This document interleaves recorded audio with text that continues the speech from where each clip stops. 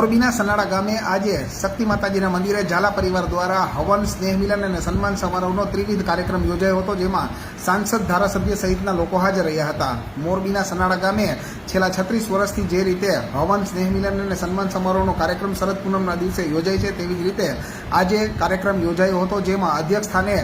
રાજ્યસભાના સાંસદ કેસરી દેવસિંહ ઝાલા હાજર રહ્યા હતા. તે ઉપરાંત જામનગરના ધારાસભ્ય રીવાબા જાડેજા તથા મોરબી રાજપૂત સમાજના પ્રમુખ દશરથસિંહ ઝાલા, તે ઉપરાંત મોરબી જિલ્લા ભાજપના મહામંત્રી નરેન્દ્રસિંહ ઝાલા, મોરબી જિલ્લા ભાજપના ઉપપ્રમુખ જયુભા જાડેજા તથા અન્ય રાજપૂત સમાજના અગ્રણીઓ હાજર રહ્યા હતા અને તેઓના હસ્તે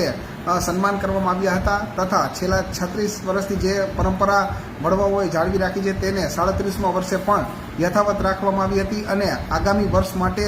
માં જે યજમાનો બેસવાના હોય તેના ગામ દર વખતે લકી ડ્રો કરીને કરવામાં આવતો હોય છે. તેમાં આ વખતે સનાડા, અદેપર અને મોડપર ગામ જાહેર થયા છે. તે ગામમાંથી કોણ યજમાન બેસશે તે હવે ગામના ઝાલા પરિવારના લોકો નક્કી કરીને ટ્રસ્ટને જાણ કરશે. આ ઉપરાંત આ કાર્યક્રમની સાથોસાથ આદ્યશક્તિ ચેરિટેબલ ટ્રસ્ટની નવી ટીમ પણ જાહેર કરવામાં આવી હતી.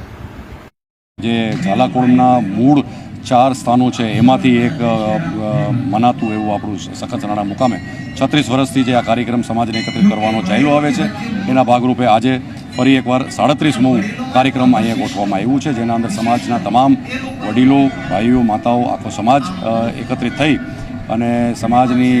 એકત્રિત કરવાની ભાવનાથી જ્યારે બધા ભેગા થતા હોય છે ત્યારે આપણે ખૂબ સારી રીતે આજે આયોજન કર્યું છે. આ કાર્યક્રમના અધ્યક્ષશ્રી એવા મહારાણા રાજ સાહેબ શ્રી કેશરીદેવસિંહ બાપા તેમજ સર્વે સંતો, મહંતો અને સમાજના પ્રબુદ્ધ નાગરિકોની સાથે એક વાર્તાલાપનો અવસર પણ મળ્યો, જે અનુસંધાને સ્વદેશી અભિયાન હોય, નારી સશક્તિકરણની વાત હોય, શિક્ષણનું સ્તર વધારે ઊંચું કરી લઈ શકાય એ રીતની અને વ્યસન મુક્તિ આવા વિવિધ પ્રકલ્પોને સાકાર કરવા માટે થઈ અને સમાજની એકતા અને અખંડિતતાની સાથે સાથે સમાજના મોવડી મંડળ છે એ ચિંતિત થઈ અને આ દિશામાં આપણે વિચારવું જોઈએ એ અનુરૂપ આખું એક સંવાદ કાર્યક્રમનું પણ ખૂબ આયોજન થયું.